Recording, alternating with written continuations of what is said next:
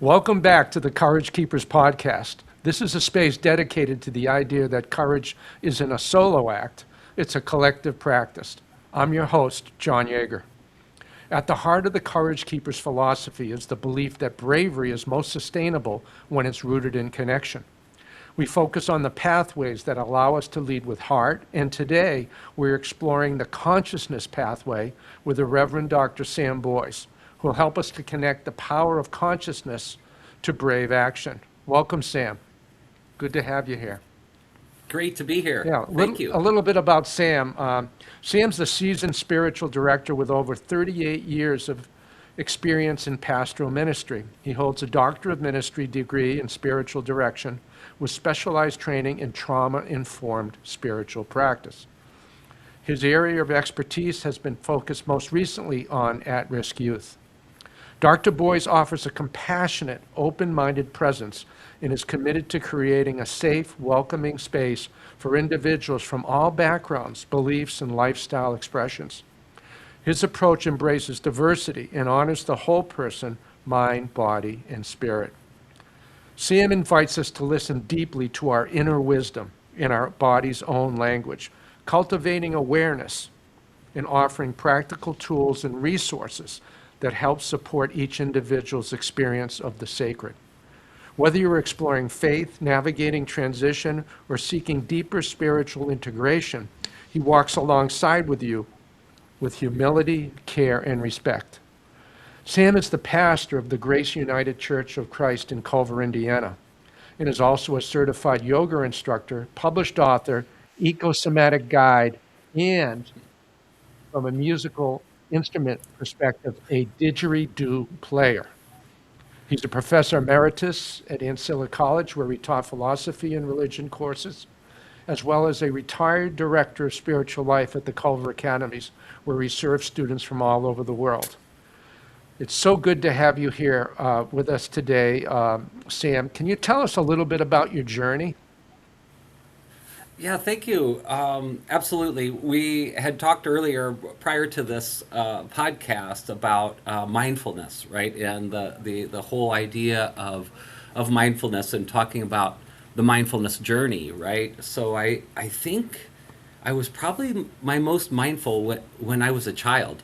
I think about growing up in the 1960s and the early 70s where, we didn't have the demands on our attention that are out there today, the mobile devices and all of which I would kind of call demands on our attention, or sometimes things that could sort of steal our attention. And I think my mindful journey, without even realizing it back then, we had the capacity to focus on one thing. Imagine 100% of our attention focused on the thing that we're actually doing. And of course, being a kid, especially in the summertime, right, when we had just lots of freedom to be out and about, to really be able to focus our attention. And I think that's something that most recently in the past 15 or 20 years or so that I'm sort of revisiting, like how might I be able to return to that state of homeostasis, or that state of mindful present moment awareness. As you talk about in your book, right, the narrative mind versus the experiencing mind, and the direct experience of being fully present.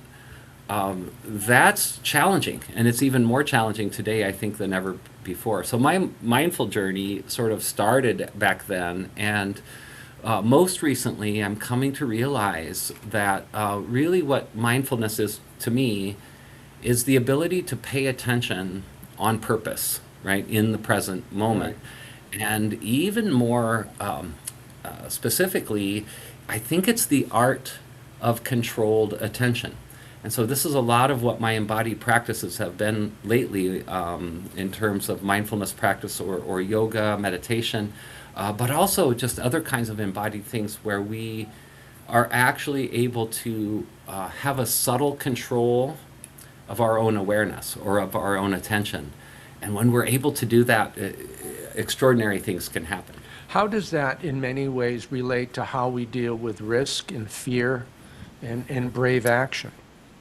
Yeah, that's a huge huge step, really. Be able to, as the courage seeker, right, is sort of on the threshold of a bold act of some kind. And a bold act can even be just waking up in the morning, right, and getting out and about to face the world. And it reminds me of a quote from The Hobbit, where Bilbo Baggins at one point says, "It's a dangerous business going out your front door.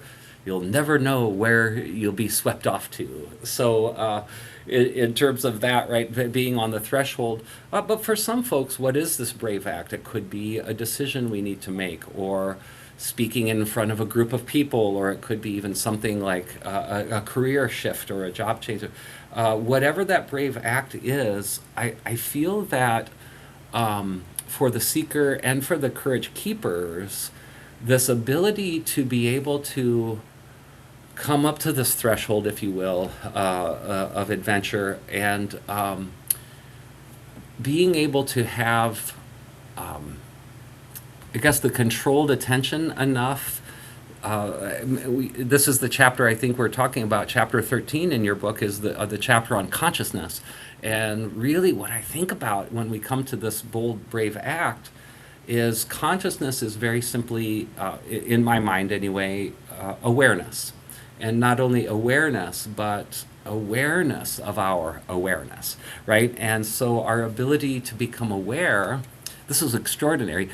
There is a self who is aware, right? And so when we can come back to the self as the center of experience, this is where I believe we can make the bold move, or the risk taking that involves in doing a brave act, is when we have the ability to feel safe and settled in our own body and be able to have some space for decision making. Awareness of our awareness, it can really result in a beautiful, beautiful process. And I'm thinking about something as simple as a breath. For example, and maybe even you can do this with me now, John, and our listeners, maybe if you want to take a moment to just, what if we just had one deep breath? Already now, there is a space where we can have a little bit more choice. And if we had two breaths, wow, now I really have some room to respond rather than simply react. I know Viktor Frankl at one point had said that there is a space between stimulus and response, right? And the more we can increase that space, the more agency we have. And I think that is super important when it comes to courage seekers, courage keepers, or any of us in general, to be more aware and more mindful. Just a simple practice of a breath, or two breaths, or even three breaths. And if I could cultivate 3 full deep breaths, and maybe we could do this practice at the end or something with everybody, that I'm a much better version of myself than I was 4 breaths ago. In fact, I have a little bit more subtle control over my attention, over my awareness. And so as you're talking about this, of really being in the experience with the breath, you had mentioned a little before, Sam, about the narrative mind and the direct experience mind. Can you talk a little bit about that and the differences between that? Yes, absolutely. Yeah, I think that we have these amazing autonomic nervous systems that pretty much run the show 95% of the time. And I think that just to simply be aware of the fact that we have these nervous systems that run on autopilot a lot, and we become very impulsive, very reactive. And the narrative mind typically is the one in charge. And actually, the narrative mind is a great thing. It's essentially the voice in the head, right? And if you're saying to yourself, I wonder what voice he's talking about, that's the voice I'm talking about, right? That constant sort of narrating. And that's a good thing, because it's helped us to think and to plan and to remember and to do all kinds of amazing things, extraordinary things.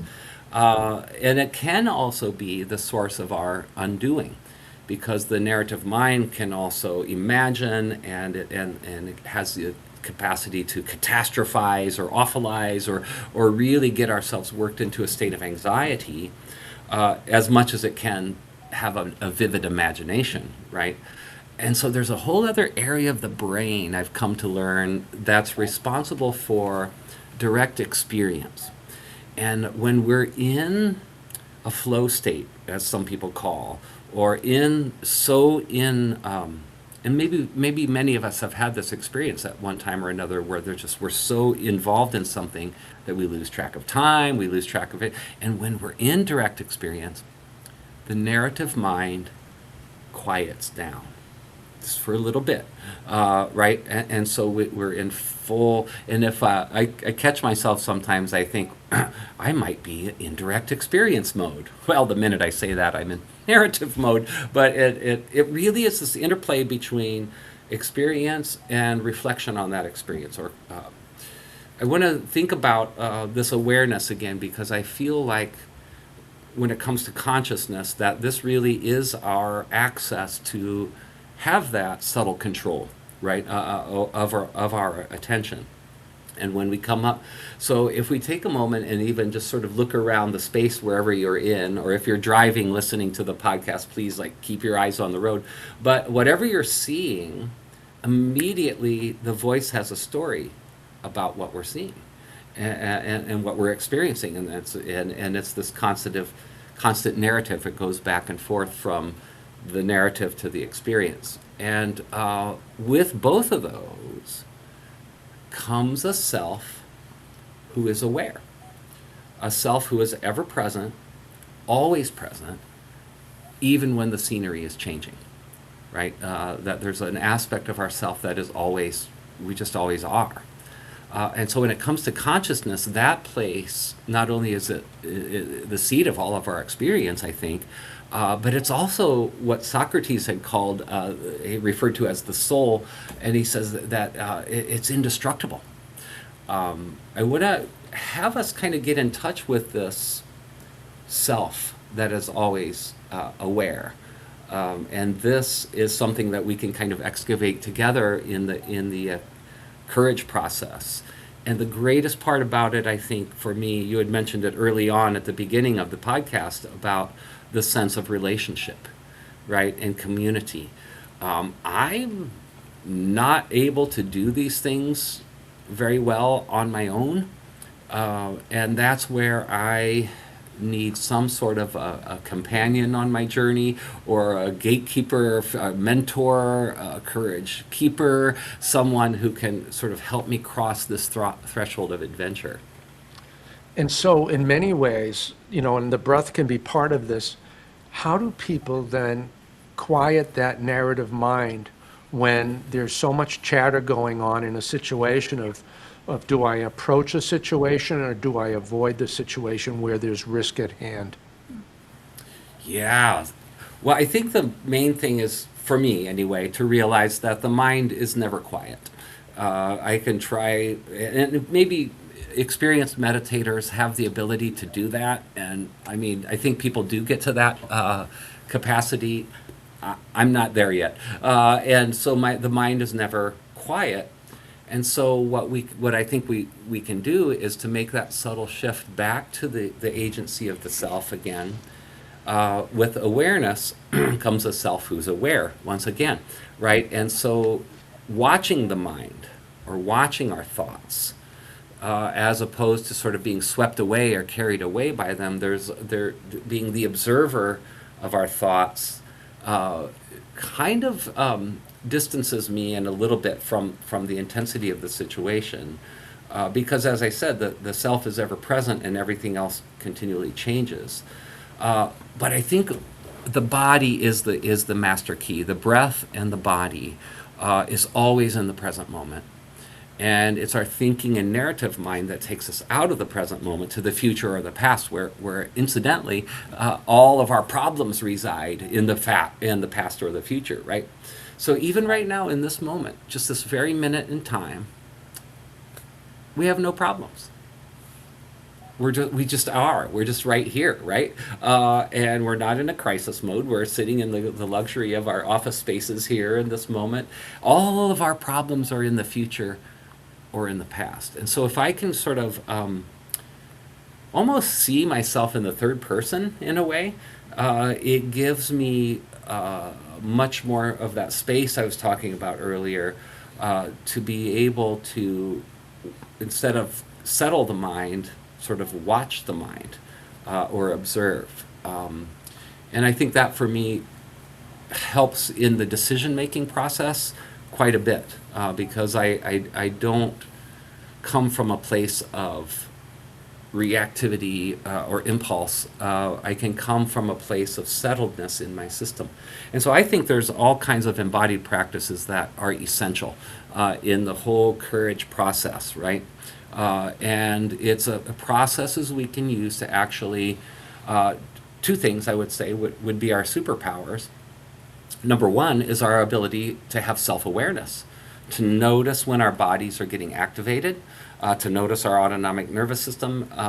And when we become aware of that, we can do our second superpower, which is our ability to have self-regulation. And this is where we need courage keepers. This is where we need mentors and teachers and companions to help us to learn these techniques and practices to calm ourselves.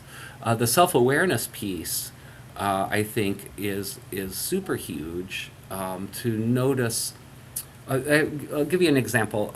Just last week or so, I was doing the dishes, and I caught myself just doing the dishes so hard and scrub, and all of a sudden my shoulders were, and all of a sudden I'm like, what is exactly the problem here? Why am I? And the minute I noticed the activation of the system, and it probably was voices in the head and things that I was dealing with at the time, absolutely.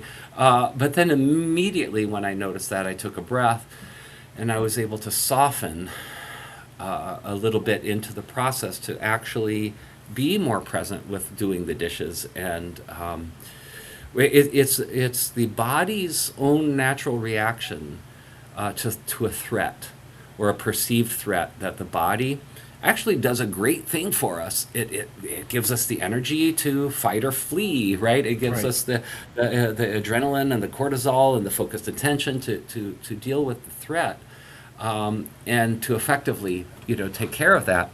And that's a good thing. In fact, even anxiety can play a role. That anxiety is really, let's make friends with that anxiety and say, it's really our bodies helping us to meet a challenge or a challenge that's coming up in the future. And so if we can, number one, notice that when we're activated, number two, smile about it because it's just our body trying to help us stay safe, and then we can just calm the heck down. And like I said, I have several practices. The first and foremost wonderful practice is just deep diaphragmatic breathing. But that's not our default setting. So when it comes to, for me anyway, when I'm in my courage seeking process myself, fear and anxiety in that narrative mode, they take over. And sometimes I find myself stuck or overwhelmed or frozen, and I'm not able to take that next step. And that's where I need help. I need relationships, courage keepers, mentors, companions, fellow seekers, to help me, right, to take that next bold step. Sam, you had mentioned, we had conversations about this before, and a variety of years ago, we both had an opportunity to work with several high school lacrosse goalies from the Culver Academies, who at that time were challenging each other for the starting job, but neither one was getting ahead of the other, and a lot of fear and anxiety was going on. Can you share a little bit about what you were able to do in helping them to look at that risk, to look at the fear and the anxiety, because it was keeping them from empowering themselves? Yeah. Oh, thank you so much. I remember that several years ago, you and I working with those goaltenders, and uh, that particular scene, and also after that, we inspired me to continue to do work with hockey goalies at that point, and then we worked with a player, and just to think about being a goalie in lacrosse or hockey. You got stuff coming at you pretty much all the time for three whole periods, right? At least in hockey, and how can you deal with that? But I think the case that we were talking about is uh, what ended up happening. For example, if the goalie was scored on, somebody scored immediately. You know what happens in the body somatically when that you have that. And usually after maybe some uttering of some kind of expletives, that would be there was a collapse in the body, and the head goes down, and the shoulders sink, and the heart collapses, and that's when the expletives may come. Who knows? But it's the defeat, it's the posture, the somatic posture of being defeated. And so one of the things I remember that you and I did is let's just start very simply with rolling the shoulders back and settling that back and down. Just simply this motion. And we think about how the body has a language of its own, and listening to the body's language. We've made ourselves smaller, we're shrinking, we're collapsed, we're concave, we're heavy. And just the simple act of holding this kind of posture, the heart becomes open, the gaze is attentive, right? And then there is a settledness in the shoulders, not a, and so I've never liked the phrase fake it till you make it. I prefer the phrase hone it till you own it. And that is the body language. If I'm not feeling it or thinking it, maybe if I can at least adopt the body posture of this, then maybe it can shift my emotions or my thought processes later. It's an amazing thing that happens because I feel like thoughts produce emotions, and emotions show up as a physical sensation in the body. And typically, we approach it by try to change our thinking, or programming the thinking, or look at the feelings. Where, for me anyway, I think the most effective way is begin with the body first. And then maybe the emotions and the thinking will follow after that. But if I can shift from this to this, that's a beginning point to be able to feel settled in the body. So again, the art of noticing, right? Noticing when I get activated, noticing where I'm experiencing that in the body. Is it in the shoulders? Am my jaw clenched? Or my hand? Or when I'm facing fear, like on the edge of a bold act, like we're talking about, where is fear residing in the body? Is it in the belly? Is it in the chest? And to be able to notice that, first of all, and then we have the agency of self-regulation to have these techniques and practices where I actually can feel safe and settled in my body, regardless of what's happening out there. And so when we get back to the lacrosse players, it really was a hone it till you own it for those guys. And we started working with that, right? We would actually practice collapsing and then practice coming back into the game.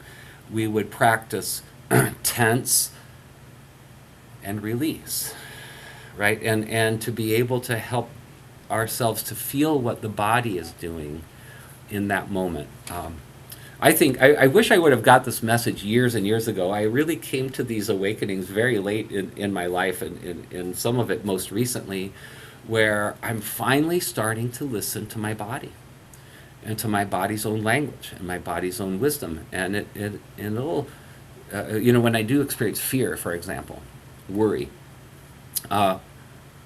yes, track the thought, track the emotion, but more importantly, where is it in the body?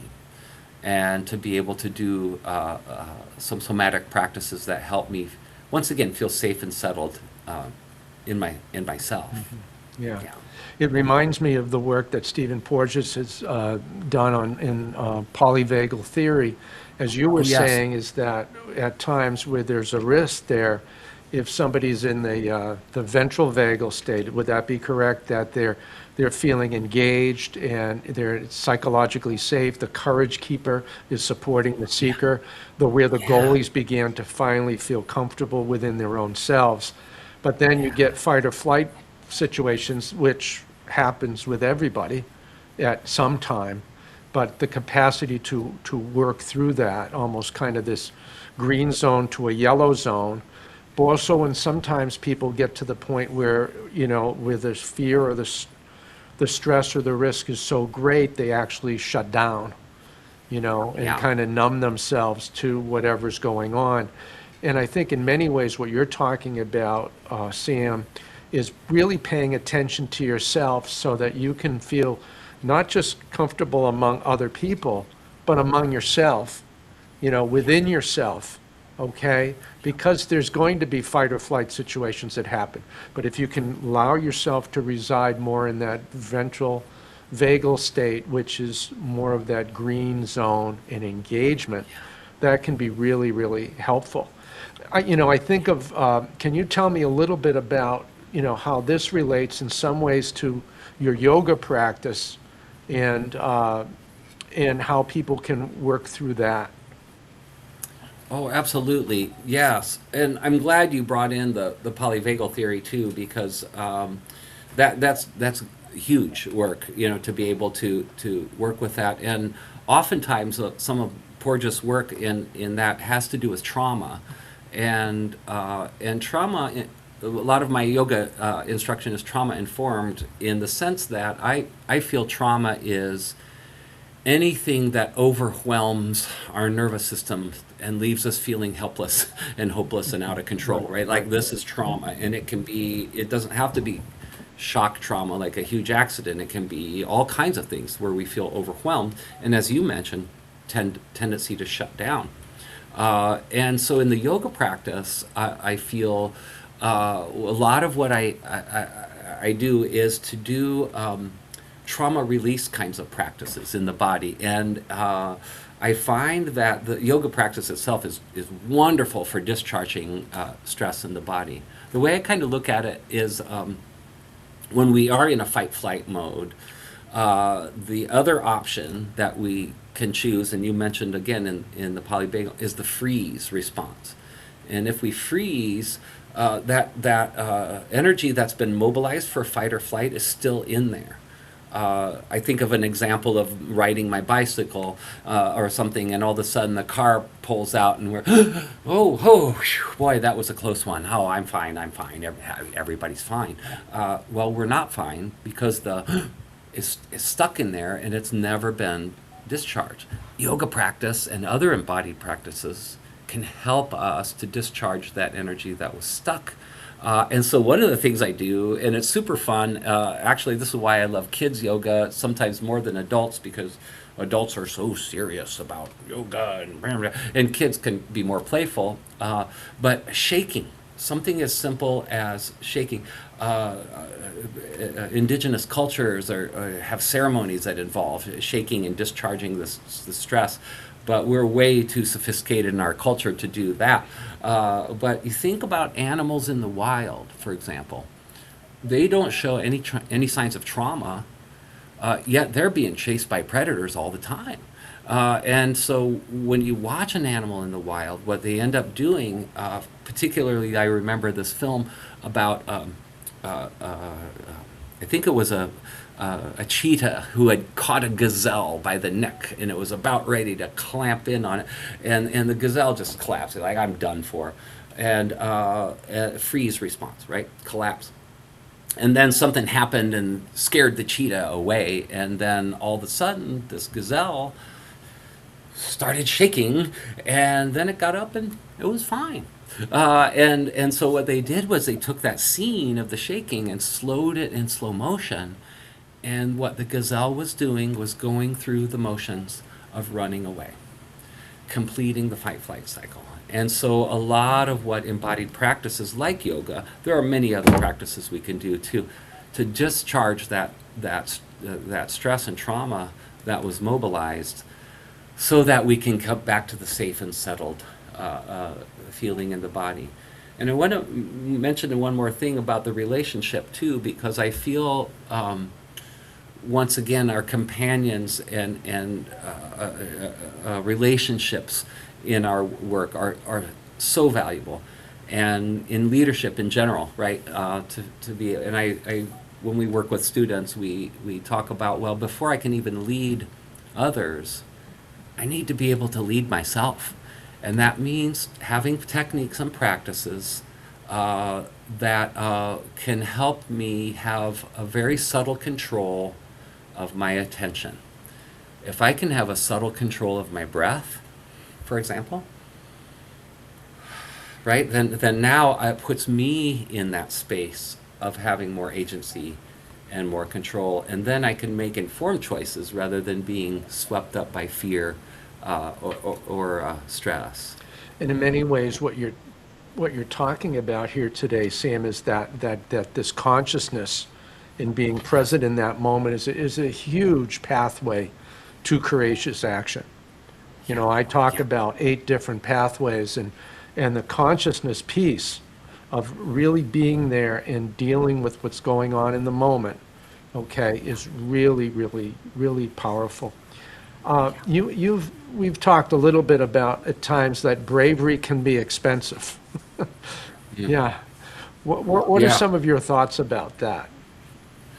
Yeah, I mean, there's a cost, right, Yeah. to all of these, and I think it's interesting that when we talk about attention, for example, we use the expression "pay attention." Right. And 2 things about that. One is pay attention. It costs something, right? So my attention on this one thing is costing me my attention on this other thing, right? And sometimes people try to multitask because, oh, I want to do it all. I don't want to any. But paying attention is a cost, focusing on this one thing at the expense of these others.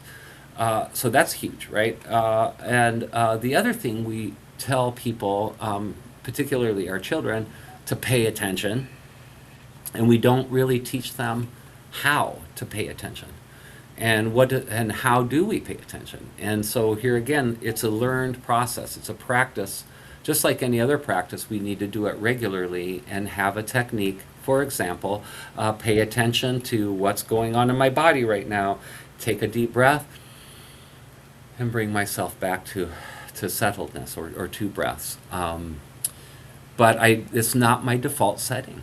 And I don't think it's human default setting to be so mindful like all the time, because we are wired for safety. We are wired, we have this neuroception that's going on all the time. Where's the danger? Where's the danger? Right? And once we can get in a place where we feel safe, and there is no danger, now we can notice and pay attention to this one thing. But if I were just to pay attention to this one thing, you know, I might be attacked by some kind of wild beast or whatever, or at least back in the day, that was true. There are no more wild beasts that really attack us. I mean, there are if you're out hiking in the wilderness or whatever, but very often the wild beasts are thoughts that are threatening, or perceived to be threatening to us. I highly recommend, if anybody's ever seen, or if you've never seen it, the movie Inside Out, or Inside Out 2, the Right, Disney yes. Pixar productions. Absolutely phenomenal, and particularly Inside Out 2, where the key player in the whole thing is anxiety, right? Pretty much runs things. But she says at one point, I'm just trying to help. I'm just trying to help prepare for this coming threat. And so if we can see it that way, I think, and befriend our nervous system, when we talk about consciousness, the superpower of our consciousness is consciousness comes squarely back to ourselves. And it really is a superpower to have a controlled attention on purpose. And have that subtle control, at least for about 10 seconds, until my mind wanders somewhere else, right? And continual process of bringing myself back, and conscious control of just my awareness.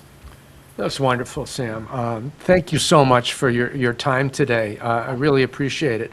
And folks, I will have Sam's contact information on my website at www.thecouragekeepers.com.